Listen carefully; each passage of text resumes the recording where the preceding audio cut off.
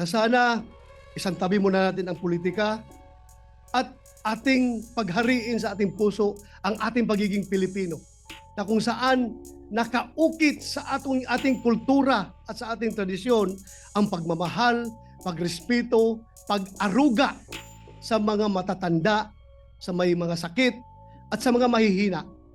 Yan po ngayon si Pangulong Duterte. He is old, he is sick, and he is very weak. Very weak na hindi na siya makatayo.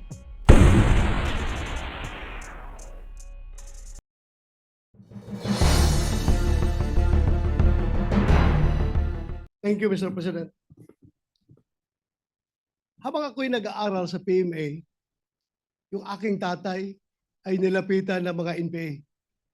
At siya ay hinimok na ako ay pahintuin sa PMA para sumali sa NPA. Hindi sumunod ang aking tatay sa kagustuhan ng NPA. Instead, nagpadala sa akin ng telegrama yung aking tatay from Batu, Santa Cruz, Davao del Sur, telegrama, nakarating sa PMA Port del Pilar, Baguio City. Ang laman ng kanyang telegrama ay nakasaad doon, huwag kang mag-resign sa PMA. Bahala na kung ako'y patayin ng NPA kasi ikaw lang ang pag-asa ng iyong mga kapatid na makapag-aral. So hindi ako nag-resign, nagalit ang NPA, hinanting ang aking tatay. Noong araw na patayin na sana ang aking tatay ng mga NPA, napansin ng aking kapatid na babae na 12 years old, na palapit na yung mga armado sa aking tatay. Habang ang aking tatay ay nagmamaniho ng tricycle, papunta sa amin, mag-parking, palapit na yung mga NPA para tirahin na siya, naglupasay yung aking kapatid na babae dahil alam niya na may mangyari sa tatay namin. Napansin ng tatay ko, kaya sumibat ang aking tatay. Kinabukasan, buong pamilya sumakay ng barko doon sa Davao Pier. Sumakay ng barko, pumuntang Manila. Ang suot-suot lang. Yung damit lang na suot nila, wala silang nadalang gamit. Pagdating dito sa Manila, sila ay nakitira dyan sa squatters area, sa may barangay Butukan, Project 2, Quezon City. Sa likuran lang ng Quezon City Police District. Pagkatapos, kami lumipat na doon sa squatters area pa rin, sa may Batasan, Quezon City. Noong ako'y graduate ng PMA, assign ako sa Davao at nagkataon na yung aking tatay ay nagkasakit. Nung siya nanghihina na, ang pakiusap niya, Dong, pwede ba akong makauwi ng Davao kasi gusto kong lumanghap ng preskong hangin sa Mount Apo at kumain ng kinilaw na isda at uminom ng tuba. Bago man lang ako mamatay, pauwiin mo ako ng Davao. Sabi ko, Tay, hindi ka pwedeng umuwi dahil hanggang ngayon hinahanting ka pa ng NPA sa galit niya sa iyo.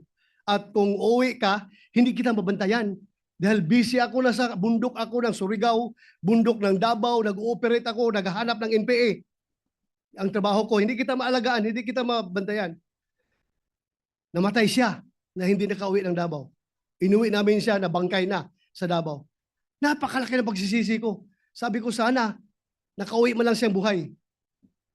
Ngayon, Mr. President, alam ko, kahit na wala akong direktang komunikasyon kay Pangulong Duterte, alam ko, deep inside my heart, bilang aking pangalawang ama, si Pangulong Duterte, alam ko deep inside my heart na the same message ang gusto niyang iparating sa akin.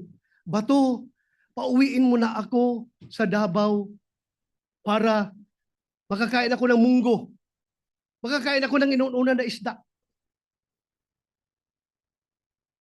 Kaya, pag aking pakiusap ngayon sa ating mga kasamahan sa bulwagang ito, na sana, hindi pa huli ang lahat. Hindi pa huli ang lahat na sana tayo magkakaisa. Kung mabigat man sa kalooban ninyo, ako'y nakikiusap. Na sana, isang tabi muna natin ang politika at ating paghariin sa ating puso ang ating pagiging Pilipino. Na kung saan nakaukit sa ating kultura at sa ating tradisyon ang pagmamahal, pagrespeto, pag-aruga sa mga matatanda, sa may mga sakit, at sa mga mahihina. Yan po ngayon si Pangulong Duterte. He is old, he is sick, and he is very weak. Very weak na hindi na siya makatayo. Hirap na siya makatayo ngayon. Kaya ako pinakiusap sa inyo na sana bago huli ang lahat, alam ko suntok sa buwan itong ating pinapasa na resolution, Mr. President. ICC is beyond our control. Pero at least nakikiusap man lang tayo.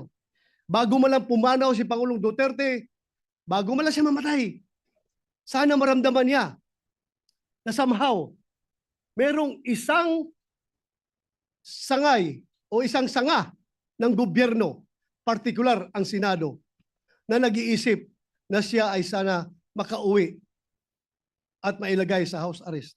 Yun lang po aking pakiusap, Ginoong Pangulo. Sana suportahan natin ang resolusyon na ito. Maraming salamat at magandang hapon sa ating lahat.